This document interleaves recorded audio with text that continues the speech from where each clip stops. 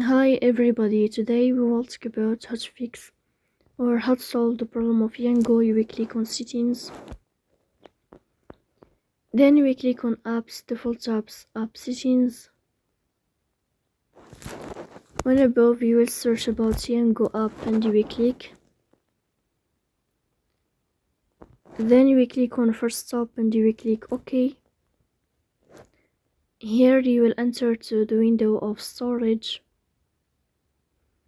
Then you will click on clear cache. In the end you will go to Play Store.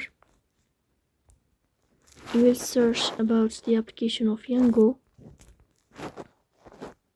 Yango app. You will search about it like this. If you find update here, then you can update your app. So please don't forget to support us by like and subscribe. See you next time.